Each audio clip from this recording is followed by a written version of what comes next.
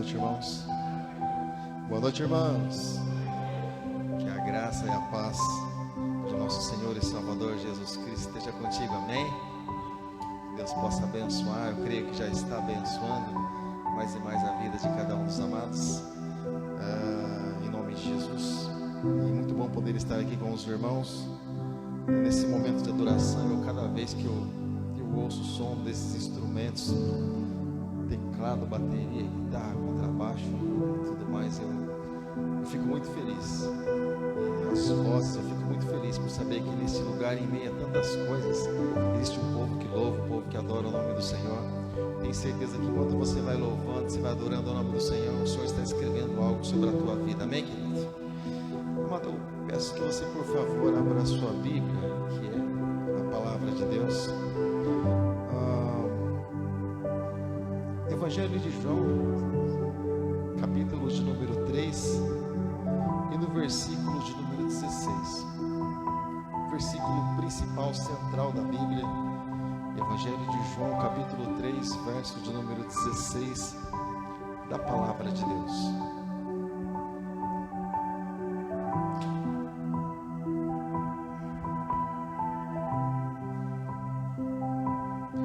Você encontrou? João capítulo 3, verso 16. Eu vou ler aqui com você, para a gente se alinhar aqui, tá ótimo? Para a gente se alinhar aqui, está escrito assim: porque Deus amou o mundo de tal maneira que deu seu Filho unigênito, para que todo aquele que nele crê não pereça, mas tenha a vida eterna. Fala assim comigo: mas tenha a vida eterna. Amém. A minha oração, querido, continua sendo sempre que o Espírito Santo de Deus possa trazer algo da parte dele ao teu coração, em nome de Jesus, amém? Se assente, por favor, se assente, pode ficar à vontade.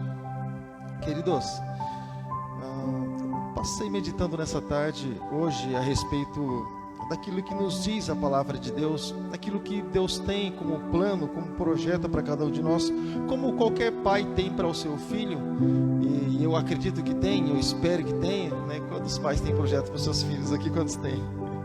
Amém? Se os seus filhos vão seguir ou não, é outro departamento. Nós vamos insistir e investir para que isso aconteça. Mas os pais, normalmente, eles têm os projetos, têm os planos para os seus filhos. E Deus da mesma forma. E eu conversando com a minha esposa hoje à tarde, um pouco a respeito de algumas curiosidades da palavra de Deus, daquilo que Deus põe, planta no nosso coração, da perfeição de Deus, dos detalhes de Deus, de como Deus faz, como que Deus trata, do cuidado de Deus, de cada coisa que Ele diz e o cuidado para que aquilo se cumpra, é assim, simplesmente impressionante. Eu já volto para o texto. Eu estava meditando sobre o fato de Jesus, agora à tarde, sobre o fato de Jesus, ele ter sido entregue na cruz, e os judeus, eles não trabalhavam no sábado, ou seja, sexta a partir de 6 horas da tarde, eles não fazem obra mais alguma. E então, se o sujeito fosse assim um pouco mais entroncado, um pouco mais forte, ele ia demorar um pouco mais para morrer. Então eles precisavam acelerar o processo de morte, porque eles precisavam tirar o morto da cruz, né? E tinha 2 fortes ali do lado de Jesus. Tinha 2 ali que eram resistentes até mesmo, e começaram a durar um tempo na cruz. E foram ali, os soldados quebraram as pernas de um da direita, e claro, quebrou as pernas, está crucificado.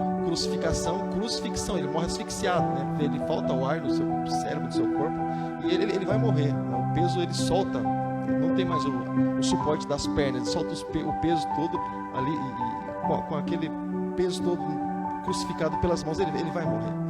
E também quebrou da direita e da esquerda, e eles morreram. Mas quando ele foi exatamente até Jesus Cristo, Jesus, já como ele tinha o poder sobre a tua própria vida, ele entregou nas mãos do Pai a vida, onde ele disse: Pai, nas tuas mãos eu entrego o meu espírito. Ele se entregou, isso que se diz entrega. Quem o levou à cruz foram os homens, mas ele próprio se entregou, isso que ele quis dizer lá atrás. Mas enfim, mas para que nenhum dos seus ossos fossem quebrados, eu dividi algum trecho com alguns dos irmãos, Mas é uma coisa interessante nisso, porque João, quando ele estava batizando, João olhou e viu Jesus de longe, e ele disse: eis o Cordeiro de Deus que tira o pecado do mundo. E o Cordeiro, para ser sacrificado, ele não podia ter defeito, ele precisava ser perfeito, um animal perfeito. Essa é a reclamação no livro de Malaquias, para você ter ideia. Deus, ele reclama que o povo, os sacerdotes, não oferecendo animal com defeito. Exatamente. Então, se as pernas de Jesus fossem quebradas, algum osso dele fosse quebrado, que seja o osso que for, ele não poderia ser aceito na cruz, não poderia ser aceito por Deus, aliás. Seria um sacrifício rejeitado, porque seria um animal com defeito. Animal, eu digo porque ele está representando o Cordeiro. Seria um animal oferecido no altar com defeito, e Deus não aceitaria. Então, os ossos deles jamais poderiam ser quebrados, senão também nós não estaríamos aqui, né? Porque se aceitasse o sacrifício de Jesus, se Deus não aceitasse o sacrifício de Jesus, não haveria salvação. E a coisa que mais se assemelha ao sacrifício que Jesus fez na cruz do Calvário, não sei se você consegue fazer alguns paralelos assim com a Bíblia.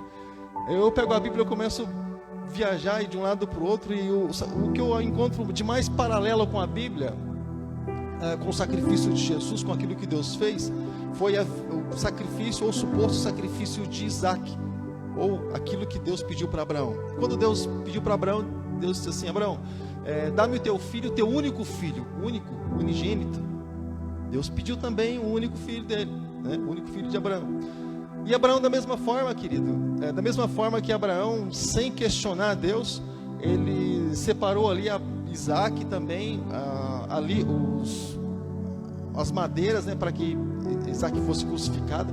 Mas você percebe que assim como Jesus carregou a cruz dele, também Isaac carregou aquilo que ele seria exatamente sacrificado também, da mesma forma, né?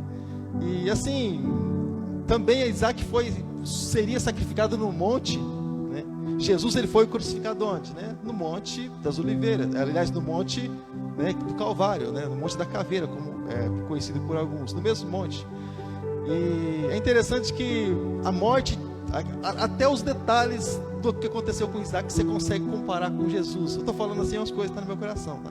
Até os detalhes, por exemplo, daquilo que aconteceu com Isaac, você consegue comparar com Jesus, porque Jesus disse que ele ressuscitaria. Então seria por um período de tempo simplesmente aquela suposta morte, né, vamos dizer assim.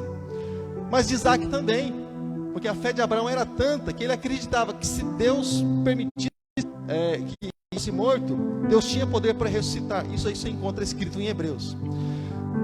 Ou seja, então o que Deus disse para os servos? O que Abraão disse para os servos dele, né? Vocês fiquem aqui, ou seja, a partir do monte é eu e meu filho. A partir do Monte Calvário é meu filho. E é interessante, Abraão disse a palavra-chave daquilo que aconteceu justamente com Jesus.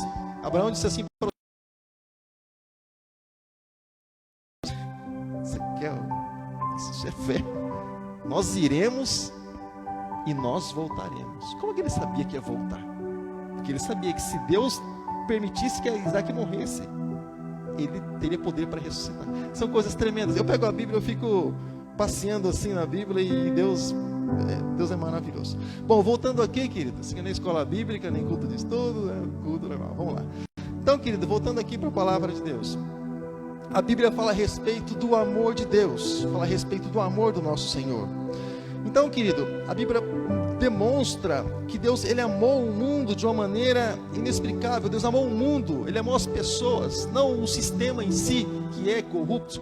As leis que são estabelecidas no mundo, que são corruptas, distorcem e tantas coisas assim. Deus amou as pessoas em si.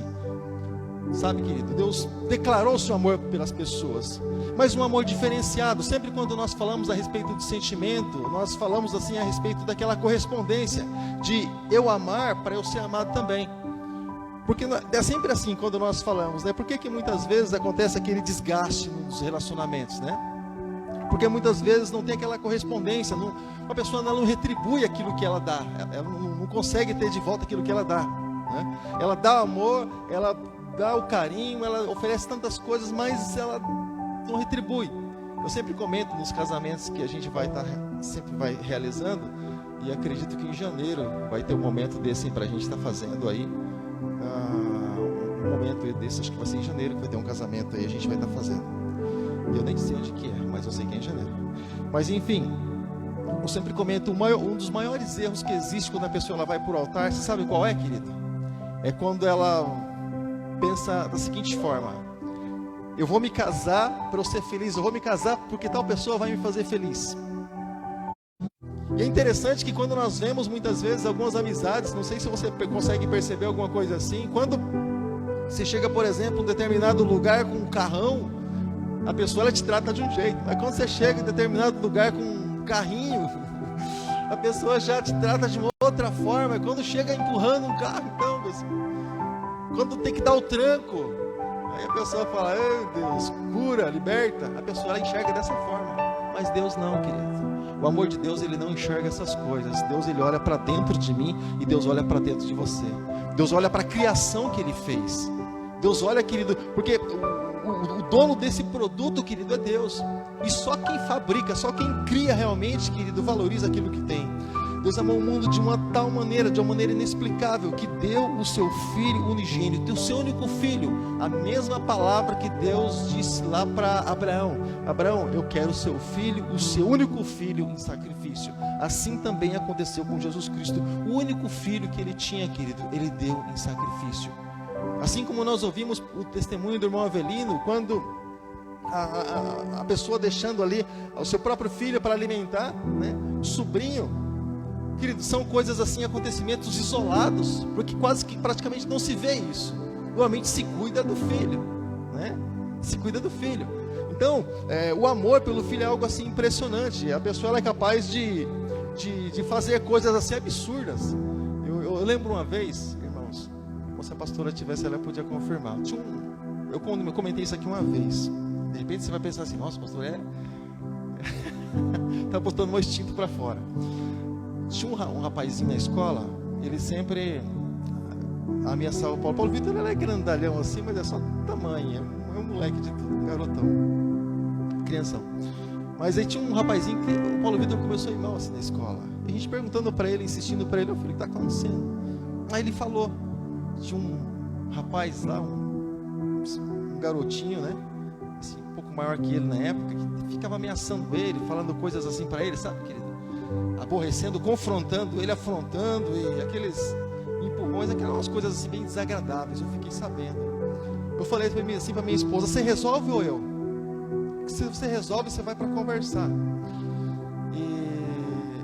E exegese e hermenêutica. Hermenêutica você estuda, exegese você executa. Ela é hermenêutica, eu sou exegese, eu vou para executar a obra. Aí ela foi, conversou lá, não resolveu muita coisa. Aí eu disse: hoje eu vou entrar mais tarde no trabalho, mas eu tenho umas coisas para resolver. E aí, querido, eu não fui na porta da escola. Minha sogra ia buscar meu filho e o sujeito vinha falando coisas, Paulo Vitor, até o portão de casa. Depois ele descia. Eu fiquei, puxa. E aí então um dia eu falei assim: eu vou deixar minha sogra vindo. Eu falei para ela: não responde nada. Deixa ele falar, vai alimentando isso, não responde nada. Deixa o cidadão falar que eu quero pegar ele exatamente onde eu quero. O garotinho, claro que eu não ia fazer algumas coisas ali com ele. Mas quando ele chegou, querido, em determinado lugar, eu cheguei próximo e ele estava falando algumas coisas para o Paulo Vitor. Eu parei assim, falei assim para ele: você sabe quem que é esse menino aqui, cara? Ele é esse aqui, eu falei assim: esse carinha é o meu filho.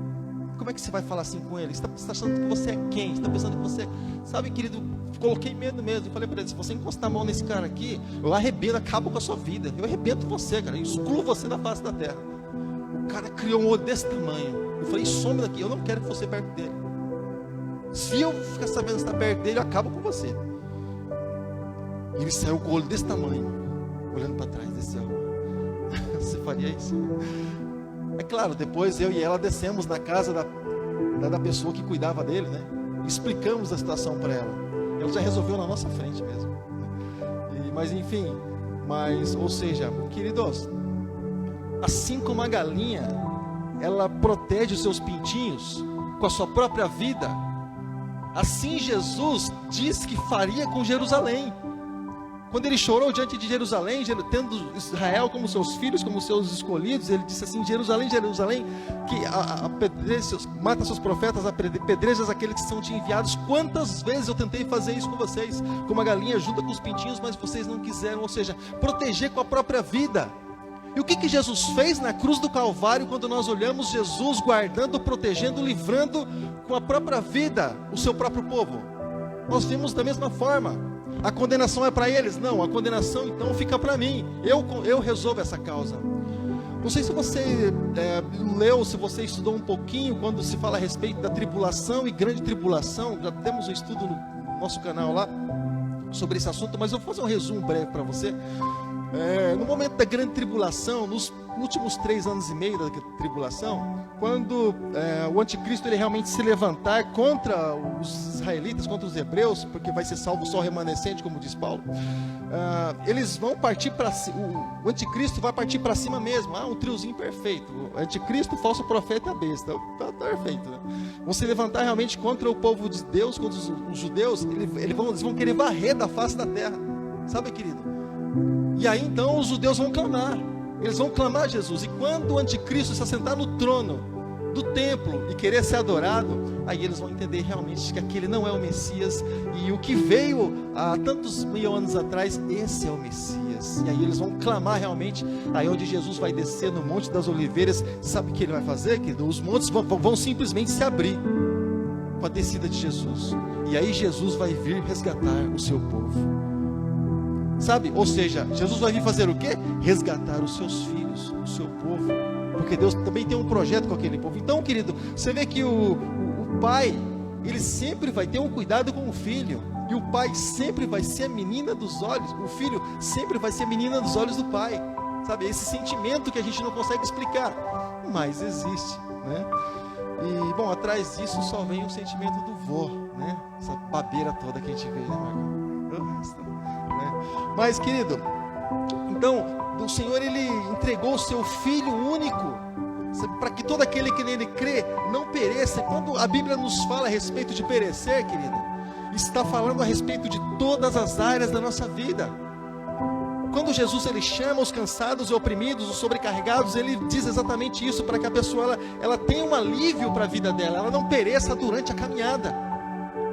Porque há uma caminhada, querido, para nós traçarmos, para nós nos dirigirmos ainda, para a gente estar trilhando até o dia do Senhor. E muitas pessoas têm desanimado, têm desistido no meio desse trajeto. Como, por exemplo, o povo no deserto. Muitas pessoas pereceram no deserto. Na nossa vida, desde que entregamos a nossa vida para Jesus, quantas pessoas são aquelas que ficaram pelo caminho? Talvez numa falsa expectativa de Jesus Cristo, com aquilo que Deus nem prometeu, mas a pessoa acredita que sim. E quando nós geramos uma falsa expectativa dentro do nosso coração, nós esperamos algo que não vamos receber, porque os homens dizem, mas muitas vezes Deus não diz aquilo que está escrito. Muitas vezes os homens dizem coisas que não está escrito, e tira muitas vezes fora do contexto, e isso é um perigo muito grande. Então, as pessoas começam a se frustrar e começam, sabe, querido, dizer tantas coisas a respeito de Deus, e não, irmãos, não. A palavra de Deus não muda. O Senhor disse em Malaquias, no capítulo de número 3, ali no versículo 6, diz assim: eu sou o Senhor, eu não mudo. Eu não mudo. Hebreus capítulo 13, versículo 8 diz: Jesus Cristo é o mesmo ontem, hoje e eternamente, sempre vai ser. A palavra é fiel. Se Deus falou no começo, querido, até o final, querido, se nós não desfalecermos, não permitirmos que nós venhamos a voltar, se nós não perecermos no caminho, querido, Deus ele vai cumprir a sua palavra. E o perecer não é por causa de Deus, mas por causa da nossa desistência. O cristão ele só vai ser derrotado, querido, se ele desistir. É só se ele desistir.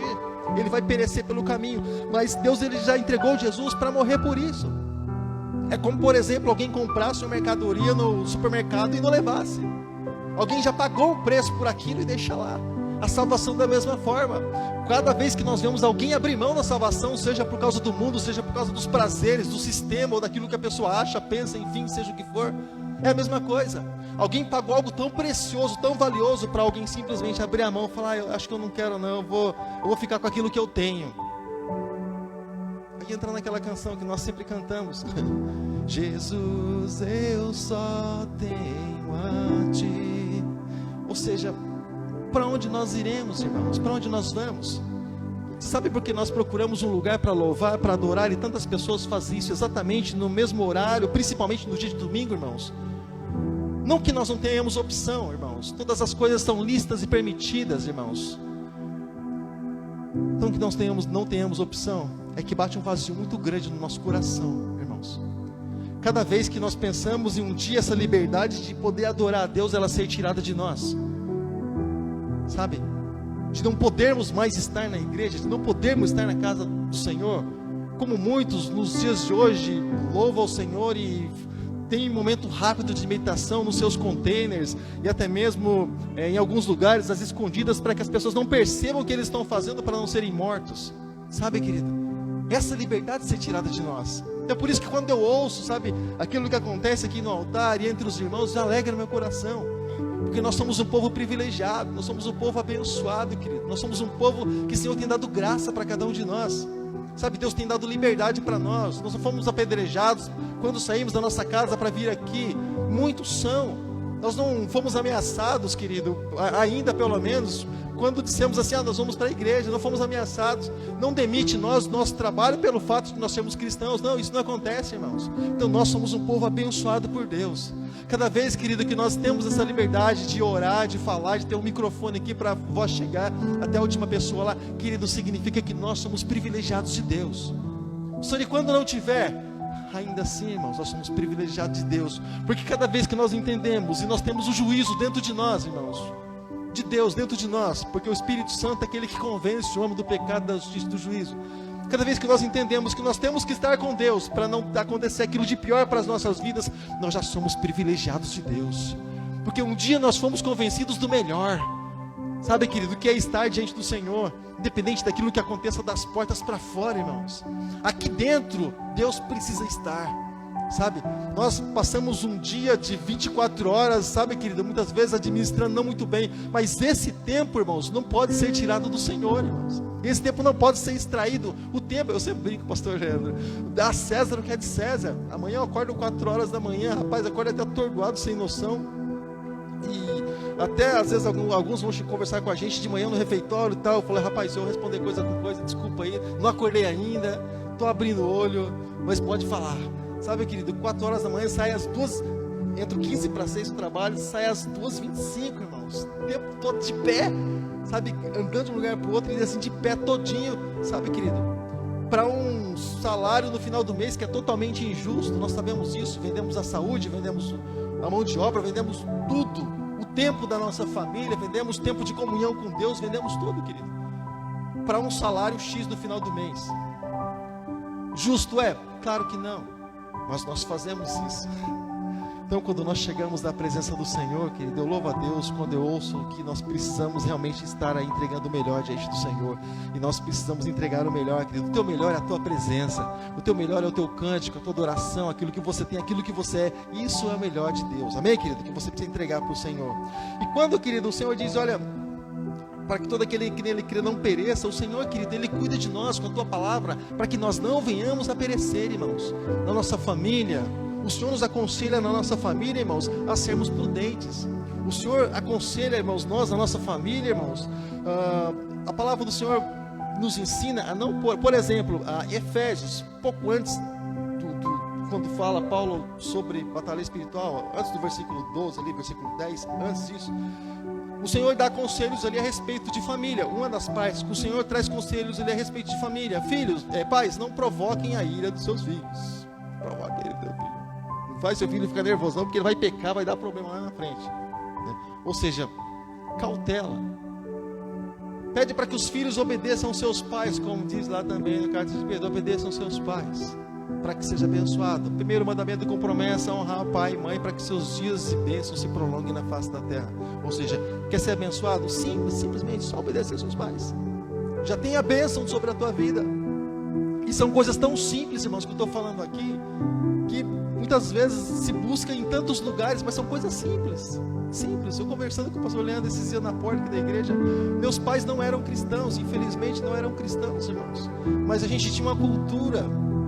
Nós viemos do Paraná, a gente tinha uma cultura, irmãos, de que a gente não sabia o porquê realmente era aquilo, mas a ordem vinha e a gente simplesmente obedecia sem saber o porquê mesmo, porque no nosso tempo a gente sabia realmente o que era educação, o que era respeito. Hoje se vive, né? Mas assim, no nosso tempo a gente sabia exatamente o que era, o respeito que tínhamos pelos pais, e nós honrávamos nossos pais, mesmo eles sendo assim o que eles eram, mesmo assim, né? Nós honrávamos eles em tudo. Era nossos pais na terra e Deus no céu. Não questionávamos ordem nenhuma dos nossos pais, nem tínhamos autorização para isso, e também ficava complicado se questionasse alguma coisa. Mas assim, algo que tinha assim com nossos pais, quando nós acordávamos pela manhã e antes de dormir à noite, nós fazíamos assim com a mãozinha e falávamos assim: sua bênção, pai. Vocês foram desse tempo? Não? Nossos pais, eles falavam uma palavra que a gente não entendia, mas só para isso. E se não fizer isso, ele fica tão bravo assim, nervosão. E ele dizia assim: Deus abençoe. A gente não entendia o que Deus abençoe. Ele falou Deus abençoe, não falou tanto faz. A gente não entendia muito bem. Mas olha a palavra, querido. Deus abençoe. Meu Deus, isso é tudo. Isso é tudo que alguém pode precisar, pode querer na vida, irmãos. Deus te abençoe. Ele liberava a bênção de Deus sobre as nossas vidas. A gente não entendia. Hoje nós entendemos por que nós somos abençoados. Houve palavras liberadas sobre as nossas vidas para os nossos dias. E Deus verdadeiramente tem nos abençoado. Nós não entendíamos isso, sabe, querido? Então, coisas assim tão simples nas nossas vidas, infelizmente, querido, com o tempo isso começa a se passar. Todos os dias eu não vejo eles quando eu acordo, eles estão na cama ainda. Todos os dias eu chego no trabalho, dou um beijo do meu filho, um beijo da minha filha, e digo: Deus abençoe, filha, Deus abençoe, filho. Como é que foi o dia de vocês? Ai, pai, meu dia, tal. Mas a palavra Deus abençoe, ela precisa acompanhar os nossos filhos. Independente de qual seja a posição deles, um dia, querido, e nós imaginamos e nós oramos por isso, intercedemos por isso, insistimos com Deus nisso, para que sejam melhor, porque cada um tem seus momentos com Deus, irmãos, cada um tem seus momentos, alguns mais pacíficos, outros nem tanto, mas eu sempre digo para Deus: não é questão de reivindicação, mas enquanto eu cuido das coisas do Senhor, eu quero que o Senhor cuide da minha família, eu quero que o Senhor cuide da minha casa, dos meus filhos. Eu quero que o Senhor proteja e guarde ele, Senhor. Eu não posso estar 24 horas com ele, mas o Senhor pode.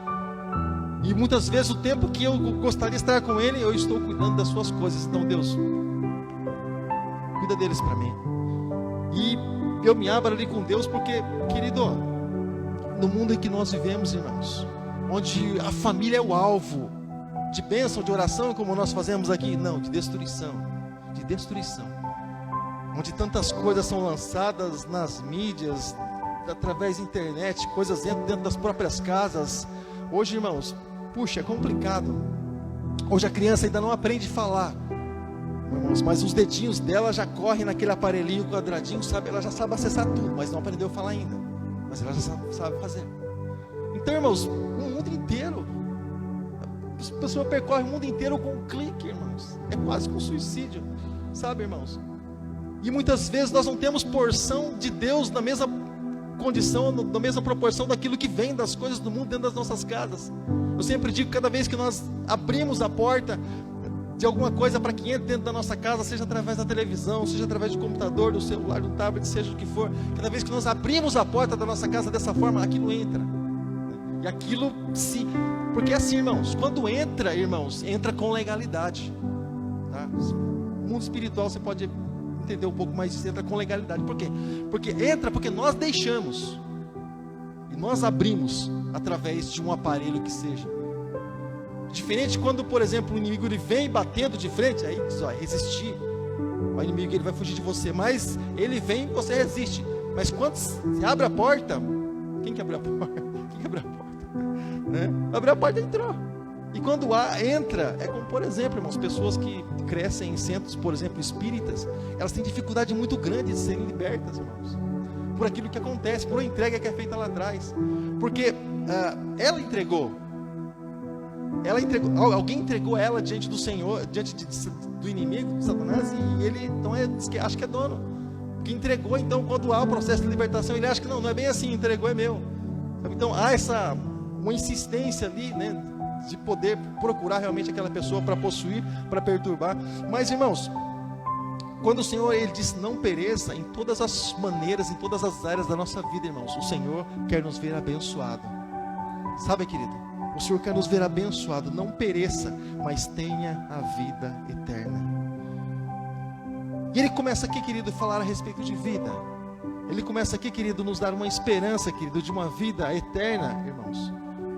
Eu sei que aqui, enquanto nós vivemos aqui, irmãos, Jesus foi um carpinteiro e um excelente carpinteiro. Aprendeu com seu pai José, mas eu imagino um móvel feito por Jesus Cristo. Quem teve o privilégio de ter um móvel feito por Jesus Cristo. A perfeição, os detalhes e tudo mais. E quando ele se converteu, todo mundo sabia que ele era o carpinteiro. Ou seja, ele era conhecido em todos os lugares. Mas quem é esse? É o carpinteiro. Jesus, o carpinteiro. Lá, o moço. Então, irmãos, o Senhor, Ele sempre, irmãos, nos proporciona oportunidade.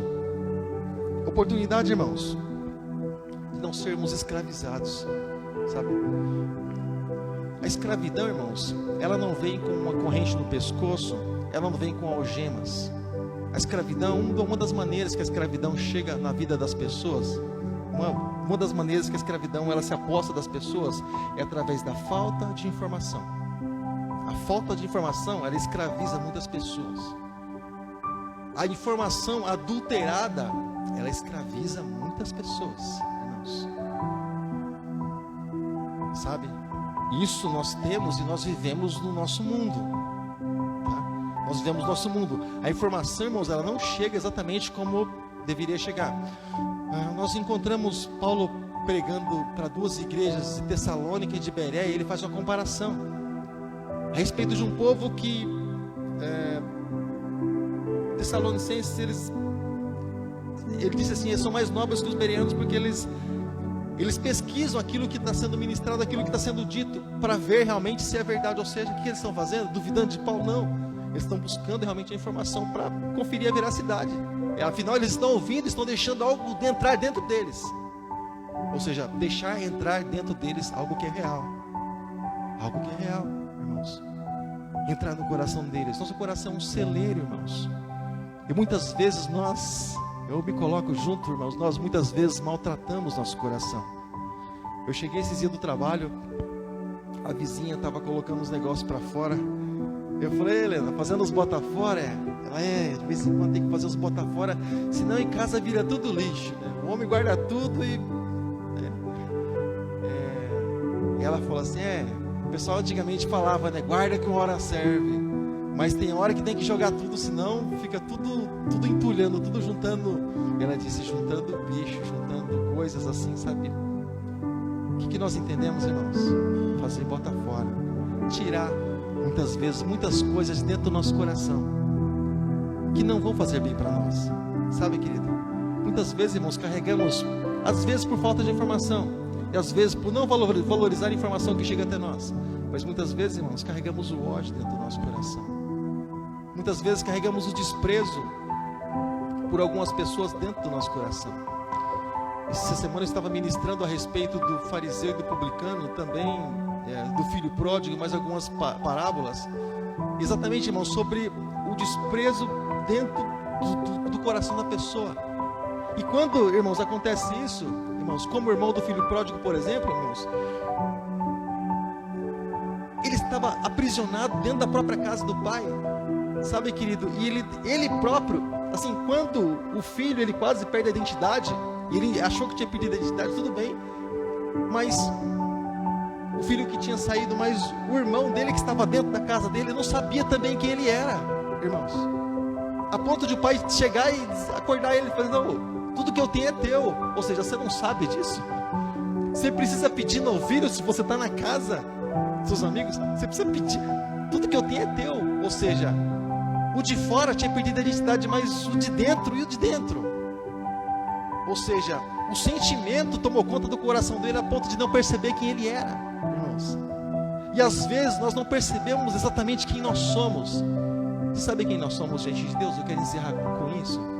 Nós somos pó diante de Deus. Nós somos pó, nós somos barro, nós somos cinza, nós somos como a erva, como a poeira. Nós somos exatamente isso, irmãos. Bichinho, Jacó insignificante, como um grão de areia ali no oceano. Somos, irmãos, quase que nada. presume nada diante do Senhor, diante da grandeza do Senhor, diante do poder dele. A diferença entre nós e Deus simplesmente que ele é tudo e nós não somos nada, praticamente. É só essa, quase que não percebe, né? Entre nós e Deus.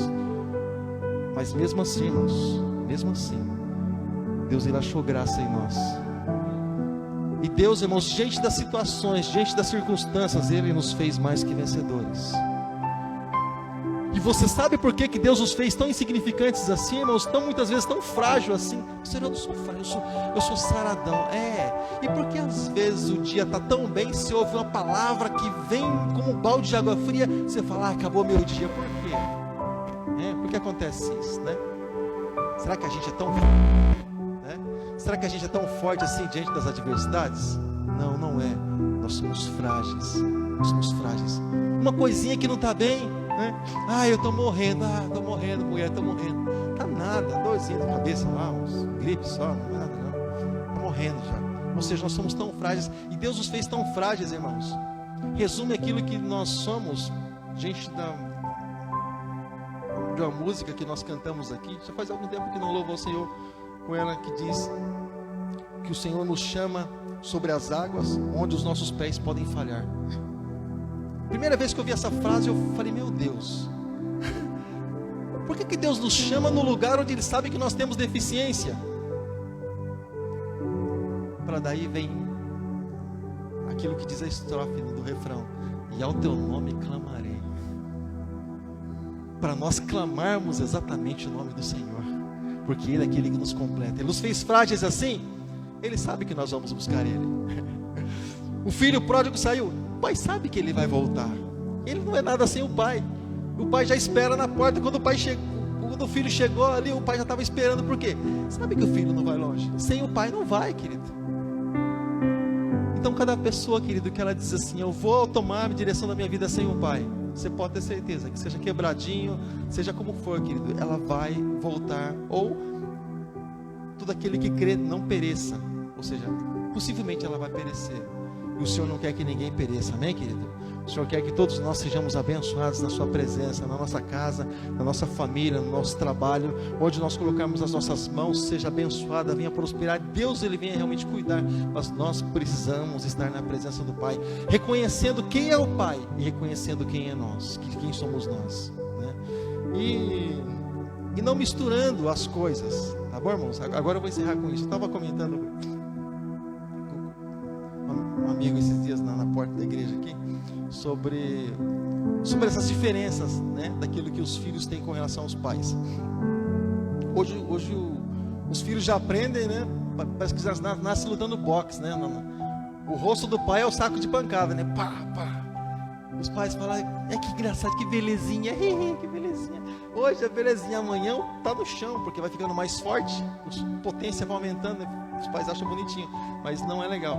Mas assim, e nós entendemos, irmãos, que eu estava conversando com um amigo meu esses dias, eu disse assim pro meu filho, algumas coisas que acontecem, eu falei assim, rapaz, eu sou teu pai, a gente brinca, a gente conversa, a gente joga bola junto, ontem nós fomos pro cinema, tá bem legal, nós dois só pro cinema, e a gente faz assim muitas coisas juntos, é muito legal. A gente às vezes gasta o dia aqui mexendo nas coisas.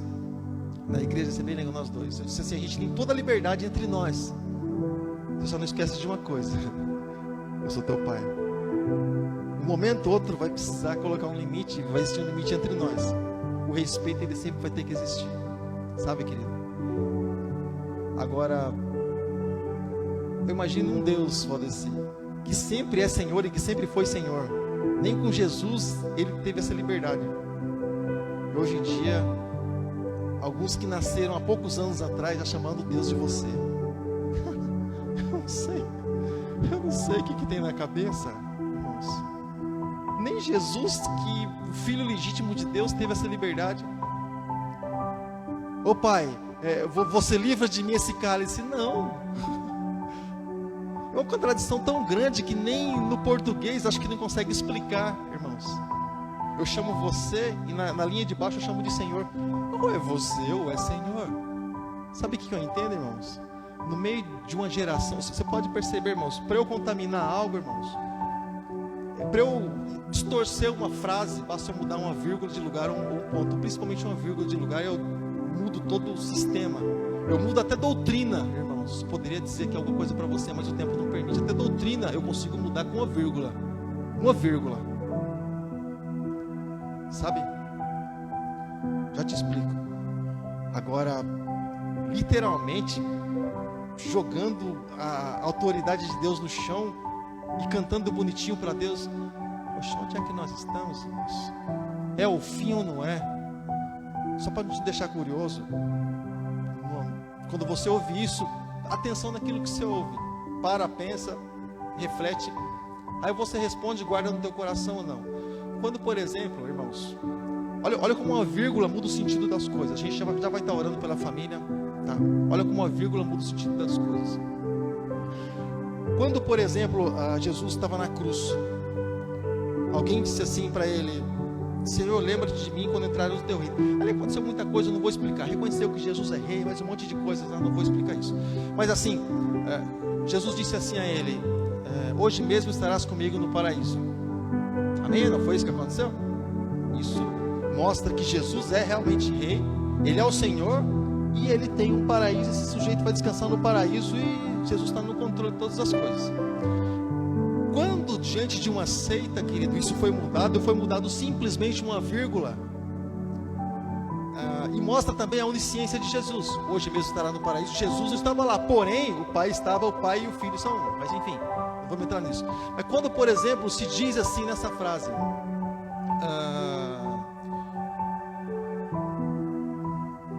o rapaz disse: Senhor, lembra-te de mim quando entrares no teu reino. Jesus disse: que hoje, te digo hoje, estarás comigo no paraíso. Ele não está dizendo que hoje o sujeito estaria no paraíso. Ele está dizendo assim: ó, eu te digo hoje, espaço, você vai estar comigo no paraíso. Quando? Não estou dizendo quando, estou dizendo que hoje estou falando isso para você. Se eu disser que hoje você vai estar comigo no paraíso, hoje você vai estar comigo lá. Se eu digo, eu vou dizer uma coisa para você hoje, sabe? Você vai estar comigo no paraíso. Eu disse quando? Não. Hoje eu estou dizendo o momento aqui entre nós. Você percebeu como é alguma coisa muito sutil? É muito sutil, uma vírgula muda o sentido todo da doutrina. E então, por isso que eu sempre comento, irmãos, as coisas não são simplesmente leitura. Nós precisamos entender aquilo que nós lemos para realmente se tornar verdade para as nossas vidas, para que Deus possa realmente nos abençoar. Amém, querida? Se coloque de pé nessa hora, me perdoa pelo horário, tá? Estaremos orando, apresentando as famílias diante de Deus. E estaremos também apresentando, querido, a família alvo de oração nessa noite.